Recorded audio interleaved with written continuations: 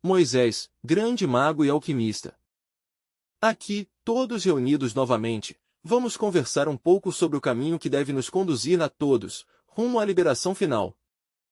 Desde os tempos muito antigos vemos na Bíblia o esoterismo, a alquimia, a magia, a astrologia, a filosofia, a matemática, etc.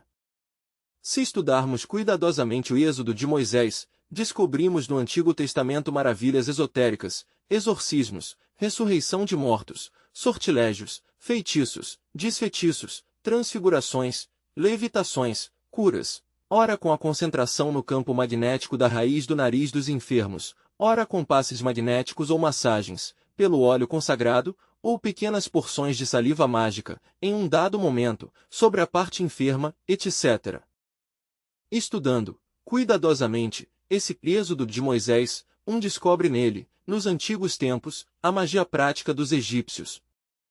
O próprio Moisés, em si, era um grande mago. Obviamente, Moisés nasceu para cumprir uma gigantesca missão.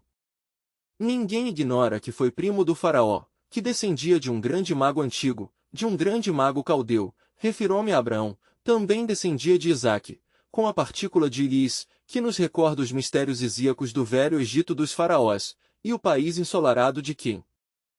Moisés começou com um acontecimento insólito. Os egípcios tentaram fazer algo, pois, a um hebreu, o maltratavam. Moisés defendeu o hebreu, mas, certamente, como dizemos, passou da conta, pois ninguém ignora que o matou, isso está escrito nas Sagradas Escrituras. Quando um iniciado egípcio cometia um crime, suprimia a vida de um semelhante, não era julgado por juízes da terra, não era levado a nenhuma corte penal desta justiça subjetiva humana, senão que o julgavam, diretamente, os grandes sacerdotes do país ensolarado de Quem. O Sacro Colégio de Hierofantes egípcios o julgava e isso era mais grave que ir para uma cadeia, porque eles, em si mesmos, representavam a justiça celestial, a justiça objetiva, que por certo é muito diferente, muito distinta da justiça subjetiva terreal. Esta justiça subjetiva se compra e se vende, mas a justiça objetiva, os tribunais da justiça cósmica, não se podem comprar nem vender. Fugiu Moisés antes de ser julgado, foi-se para o Madiã, a terra do Madiã. Ali Jetro, que veio a ser mais tarde seu sogro, lhe deu hospitalidade em um grande templo. Moisés esteve ali, em uma cripta subterrânea. Algumas poções foram necessárias, as tomou, etc. Fizeram-me certos tratamentos. O certo foi que houve de sair, conscientemente, de seu corpo físico, e no mundo astral, naturalmente, se encontrou com o defunto, com a vítima. Durou bastante tempo, sofrendo no astral. Entretanto, seu corpo físico permanecia em um sepulcro de pedra, em uma cripta subterrânea, e no astral, tratando de convencer ao defunto, para que o defunto o perdoasse. Ao fim o logrou, depois de haver sofrido muito. É claro que o defunto, ante os tribunais da justiça kármica, lhe perdoou. Já perdoado, regressou Moisés a seu corpo físico. Antes tinha outro nome, um nome egípcio, mas depois de haver regressado a seu corpo físico, tomou o nome de Moisés, que significa salvado das águas. Muitos iniciados não logravam tal perdão, tampouco voltavam ao corpo. Quando os sacerdotes vinham buscá-los, em casos semelhantes, as criptas, achavam seus corpos já mortos, mas Moisés triunfou. Casou-se com a filha de Jetro, grande sacerdote de Madiã. Dedicou-se, pois, à grande obra. A chave da grande obra, já a conhecem vocês, é o Sarraja Maituna, o arcano AZF. Fesse, pois, alquimista e cabalista. Que Moisés se autorrealizou. É certo. Que logrou a ressurreição. É verdade, e a logrou precisamente na cova de Horebe, viu uma chama que ardia entre as sarças, ao pé da cova, e aquela chama lhe disse, descalçate, Moisés, a terra onde tu estás, santa é, eu sou o Deus de Abraão, o Deus de Isaque, e o Deus de Jacó. E Moisés, meus queridos irmãos, nesses precisos instantes logrou a ressurreição iniciática, esotérica, já havia morrido em si mesmo. Então um raio de Elohim penetrou nele, quer dizer, seu pai que está em segredo, e ressuscitou de entre os mortos para cumprir uma gigantesca missão, que está descrita no Êxodo. A Elohim é o eterno Pai cósmico comum. Todo o exército da voz, todos os Elohim, não são senão raios de Elohim. A Elohim é a divindade incognoscível e manifestada, o omnimisericordioso, o onexistente, o eterno Pai cósmico comum. Nosso Pai que está em segredo, não é mais que um raio de Elohim. Ante o eterno Pai cósmico comum, ante o onexistente, ante ele se inclinam, reverentes, todos os grandes mestres da fraternidade universal branca, todos os deuses se ajoelham ante a Elohim, o onexistente, o omnimisericordioso, a infinidade que tudo sustenta, a divindade ou o divinal imanifestado. Assim, pois, meus caros irmãos, Moisés cumpriu uma preciosa missão. A Arca da Aliança, indubitavelmente é um instrumento de alta magia, estava carregado de força elétrica e todo profano que se atrevia a acercar-se à Arca, morria instantaneamente. Entre a Arca estavam a vara de Arão, as tábuas da lei e a copa ou gomor. Não há dúvida de que a vara é fálica, não há dúvida de que a copa significa o Ioni. Assim, pois, irmãos, a Arca era poderosa. Se diz que 2 querubins se tocavam com suas asas e se achavam na atitude do homem e da mulher durante a cópula. Moisés mesmo, em sua peregrinação, levava sempre a vara do poder real, e até se diz que transformou a vara em uma serpente.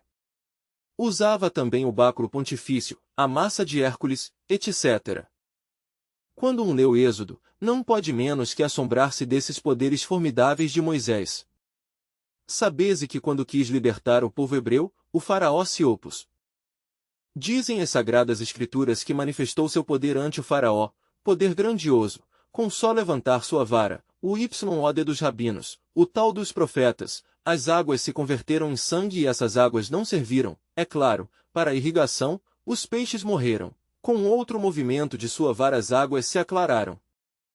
E como o faraó insistisse em não deixar sair aquele povo da terra egípcia, então deu ordens, levantou seu cetro e todas as casas do Egito se encheram de enormes e gigantescas rãs, mas o faraó tampouco quis convencer-se. Fez Moisés desaparecer as rãs, e logo continua o Êxodo falando, dizendo-nos que desatou chuva e granizo sobre a terra do Egito. Ao chegar a esta parte me acordo de Milarepa, que também desatou tempestade de granizo.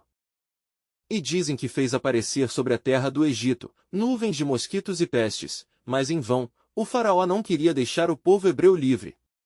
Claro, há muitas coisas que necessitamos refletir, é óbvio. Porque também se diz que tomou fuligem do carvão e que mediante ele, fez sair pústulas e úlceras nos corpos dos egípcios. Mas por último se afirma, que fez morrer os primogênitos de todas as famílias. Assim diz o Êxodo do Antigo Testamento. Não sou eu o que o está afirmando, é o Êxodo.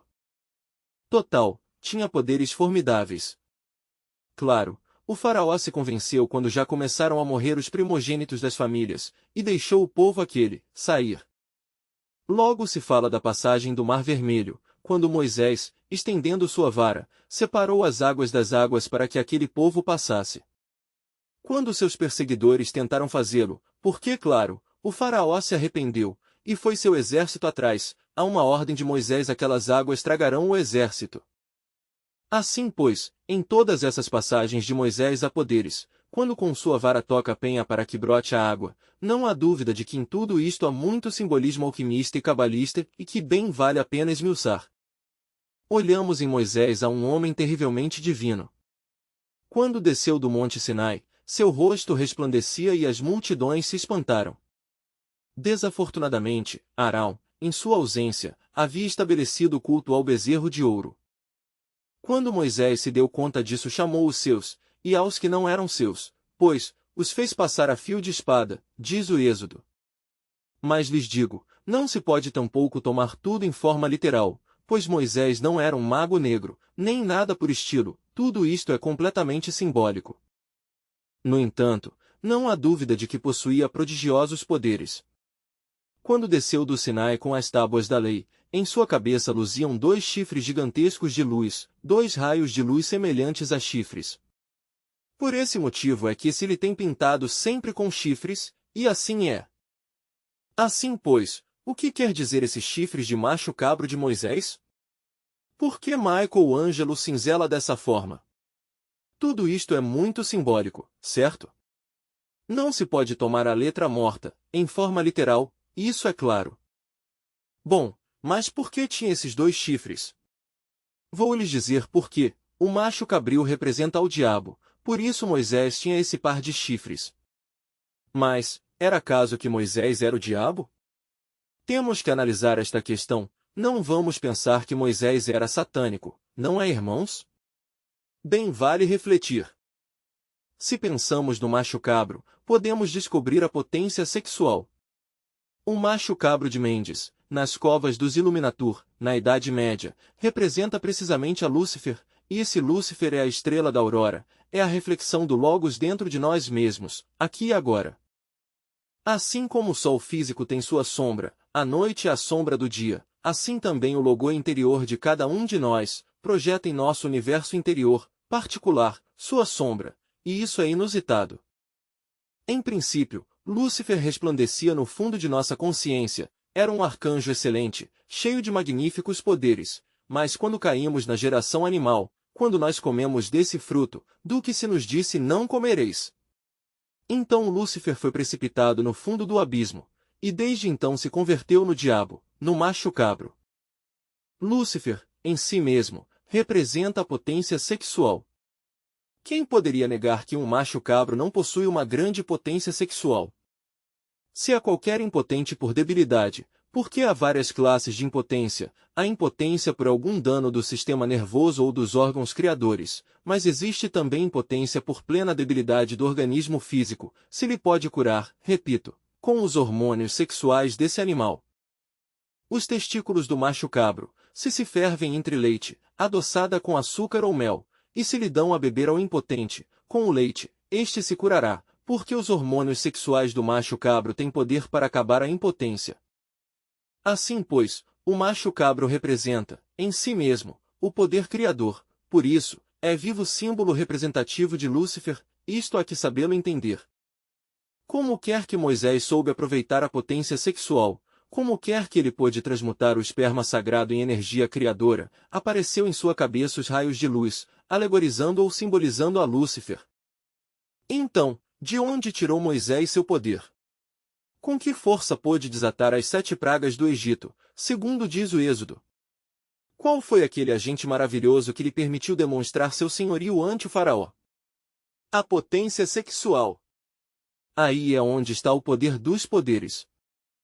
Agora se explicarão vocês por que a Arca da Aliança tinha 4 chifres de macho cabro. Quem a carregavam? 4 homens, o faziam, cada um, sustentando-a mediante um chifre. Total, os 4 chifres serviam para que os 4 homens pudessem levá-la de lugar a outro. Essa arca, em si mesma, representava o Lingamioni e a lei. Aí é onde está, pois, o poder, a força, o senhorio.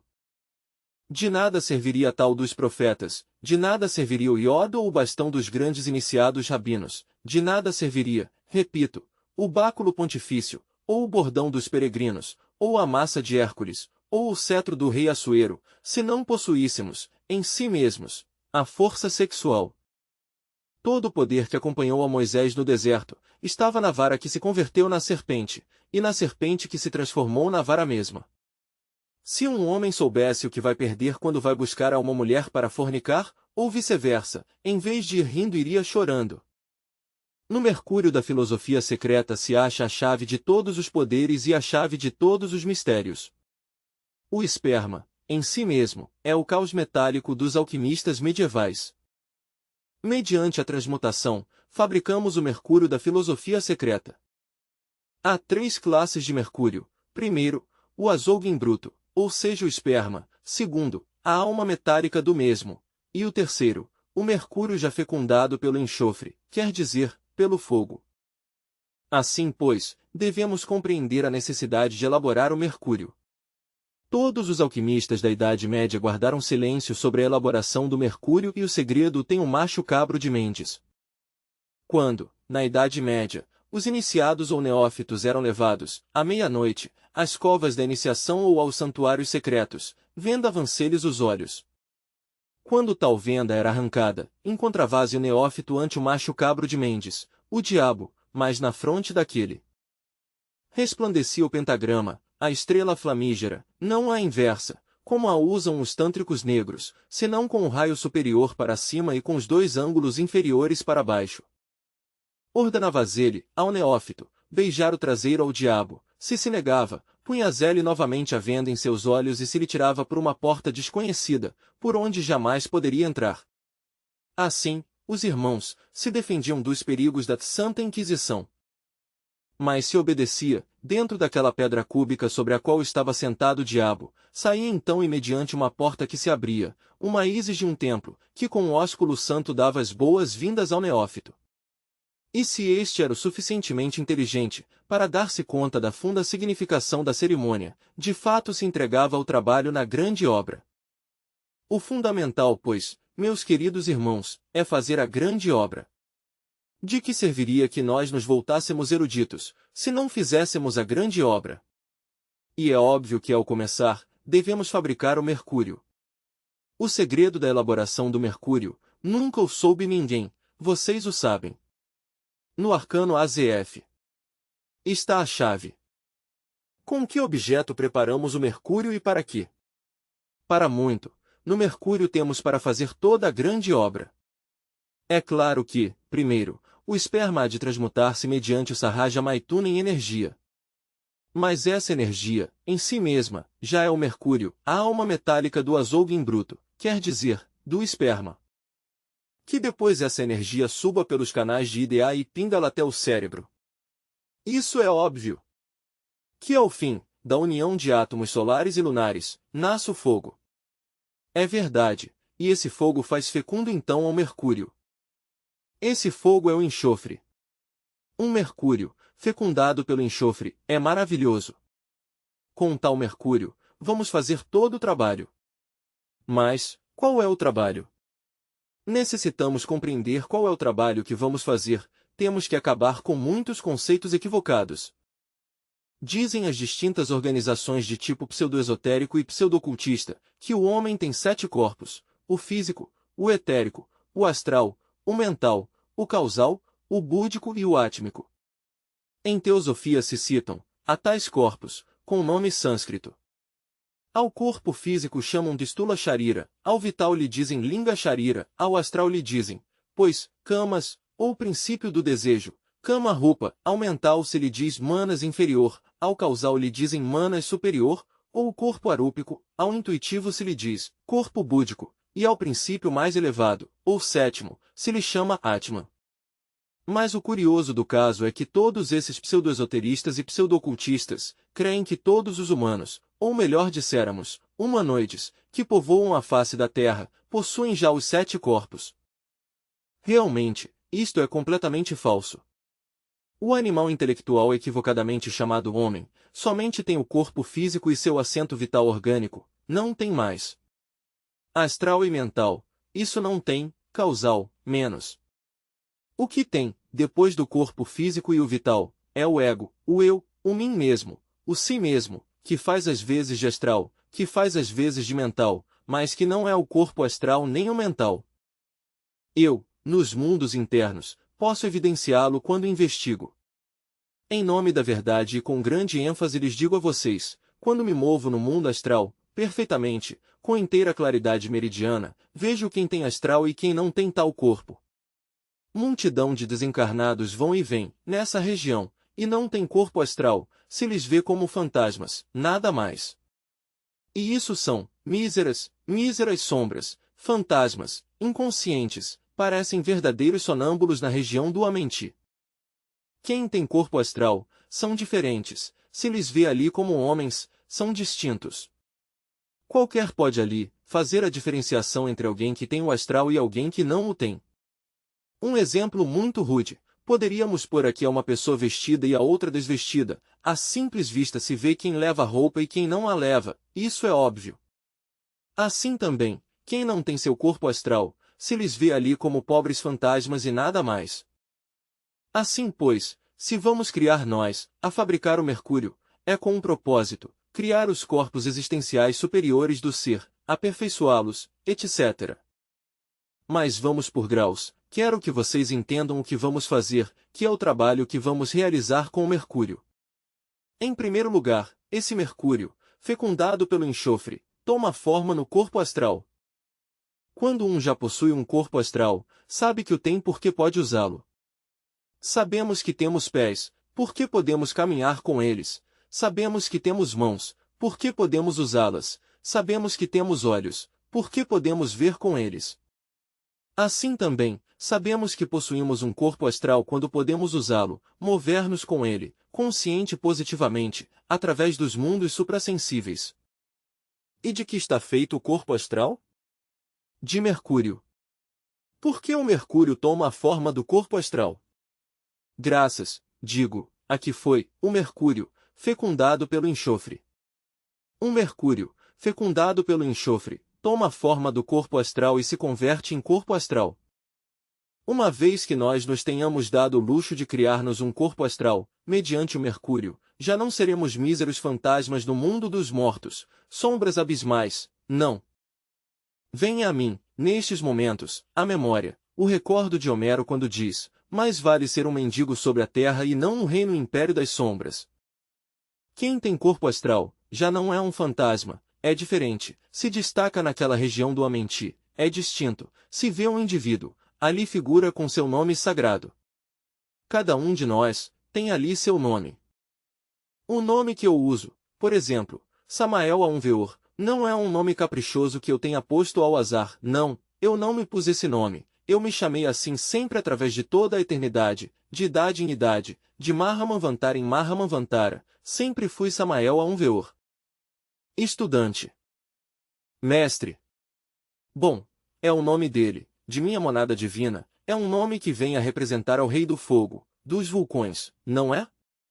Indubitavelmente, ele é ele, eu unicamente sou seu Geni Bodhisattva.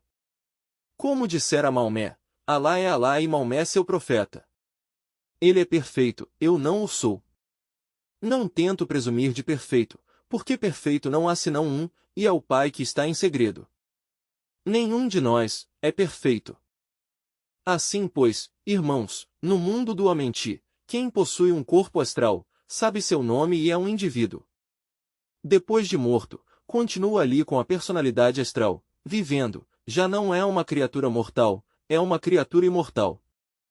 Mas se alguém fabricar um corpo astral, por exemplo, e logo se estancasse, não continuasse trabalhando com o Mercúrio e em novas existências se degenerará, pois não ficaria mais remédio que submetê-lo a reincorporações em organismos inferiores de animais, até que pudesse eliminar o que de Anasmussen tivesse. Isto é bastante importante. No astral, meus queridos irmãos, há distintos reinos, como os há aqui, no mundo físico. Esses reinos estão governados por divais ou jerarquias divinas.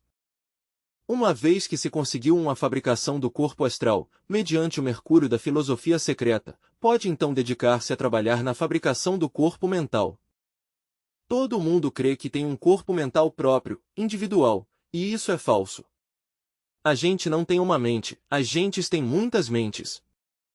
Pensem vocês que o eu é múltiplo, que o eu é um conjunto de pessoas que um leva dentro, e que o corpo é uma máquina.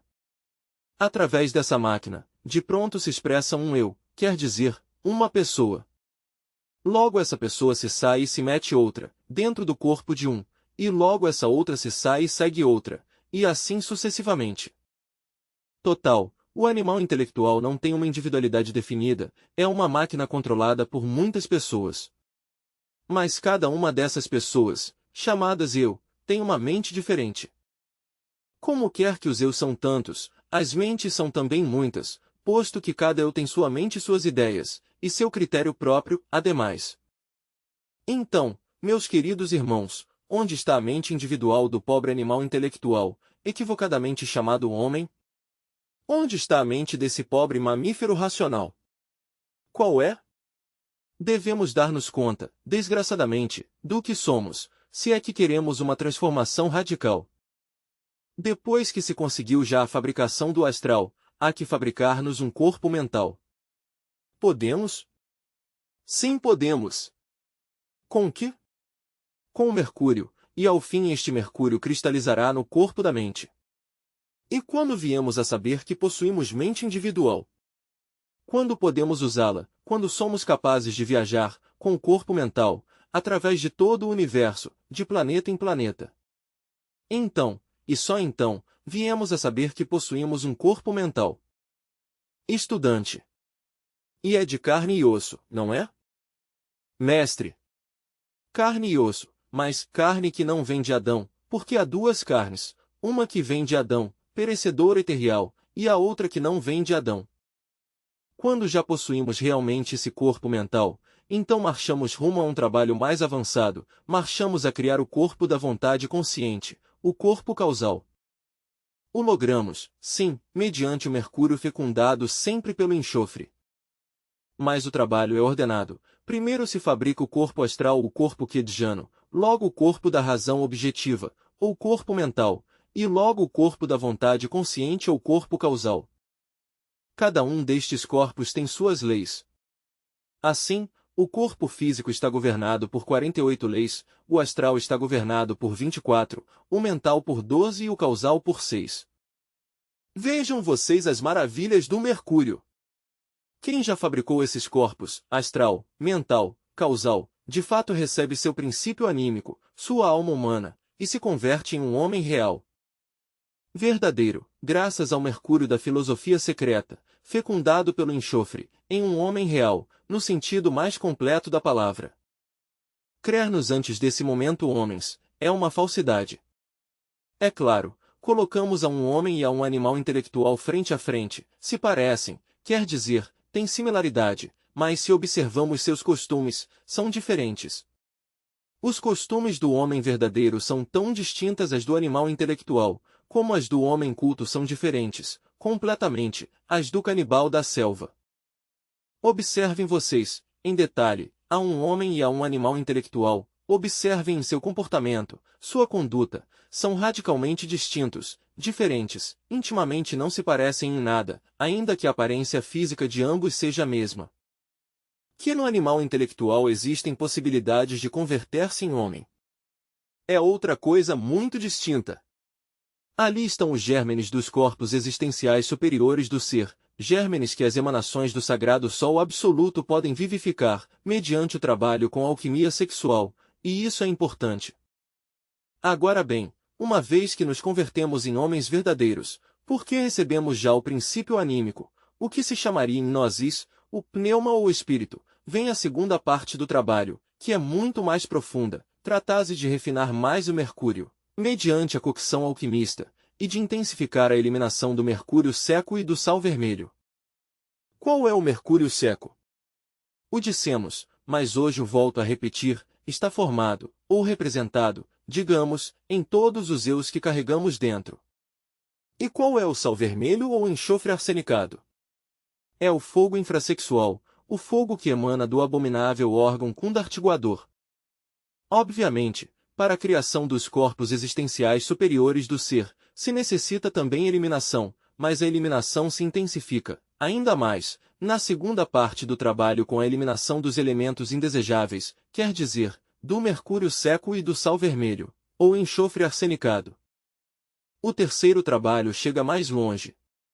No terceiro trabalho, meus estimáveis irmãos, ou seja, na terceira coção, porque são 3 coções, ou 3 purificações pelo ferro e pelo fogo, há que converter os corpos existenciais superiores do ser, em veículos de ouro puro. De onde vai sair esse ouro? O porto Mercúrio. Assim como São Cristóvão leva ao menino, assim como a ovelha leva seu velo, assim também o Mercúrio carrega, em si mesmo, ao ouro. Mas se necessita de um artífice que seja capaz de unir os átomos do ouro com o mercúrio. Esse artífice temos todos dentro de si mesmos, é uma das partes de nosso ser, o alquimista particular de cada um de nós, se lhe denomina antimônio. Que poderíamos fazer nós sem essa parte do ser, sem esse pequeno alquimista? Afortunadamente, ele conhece a arte, é um grande artista, ele é o que vai lograr a união dos átomos do ouro com o mercúrio. Assim, pois, na terceira parte do trabalho se necessita que o corpo astral se converta em ouro puro, em um veículo de ouro, só assim poderá ser recoberto pelas partes mais elevadas do ser, ou pelas distintas partes do mesmo. O corpo mental deve transformar-se em um veículo de ouro, só assim poderá ser recoberto com as distintas partes do ser. O corpo causal terá que ser recoberto ou terá que converter-se em ouro puro, para que possa ser recoberto pelas distintas partes do ser. Logo, alma-espírito deverá, também transformar-se em alma de ouro. E por último, o mais precioso que nós temos dentro, o Atman de que falam os hindostanes, tem que converter-se em ouro puro. Quando se logrou isso, quando todos os veículos foram recobertos pelas distintas partes do ser, quando se conseguiu a perfeição, quando se eliminou todo o mercúrio seco e o sal vermelho, então vem nosso rei, ele se levanta de seu sepulcro, entra em seu invólucro, ressuscita, se diz, em nós e nós nele, e se chegou à perfeição na maestria. Quem chega a essas alturas, tem o elixir de longa vida, poderá conservar seu corpo físico durante milhões de anos. Quem chega a essas alturas, recebe a medicina universal e de seu organismo serão erradicadas as enfermidades. Quem chega a essas alturas, poderá transmutar chumbo físico em ouro puro, físico, como fazia o Conde São Germano, como fazia Cagliostro, como fazia Raimundo Lúlio, Nicolau Flamel e outros. Sorvida é a morte com vitória. Onde está, ó sepulcro, teu aguilhão? Onde, ó morte, tua vitória? São palavras do apóstolo que nos convidam à reflexão. Mas, qual é o papel de Lúcifer em tudo isto? Que tem a ver o Lúcifer, o macho cabro de Mendes, nesta questão? Por que Moisés levava os chifres do macho cabro em sua fronte, os 2 raios de luz? Pois, irmãos, é o Lúcifer, digamos, a mina de onde vamos extrair o mercúrio.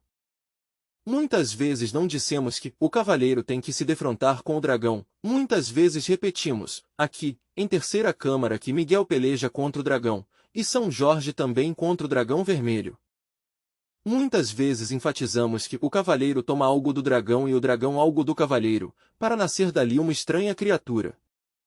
Muitas vezes afirmamos que dessa estranha criatura, por sua vez, por desdobramento, resulta como síntese o mercúrio, que está simbolizado pelo peixe que o pescador, com suas redes, tira de entre o lago.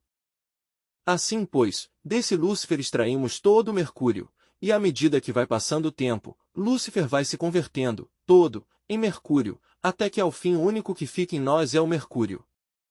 O que é um mestre ressurrecto? Mercúrio já purificado, convertido em ouro. Por isso se o representa com o vaso de alabastro, com o alabastro mesmo, com a rosa hermética, etc. Há alguns cavalheiros da ordem superior, ressurrectos, não têm organização física visível, em nenhuma parte.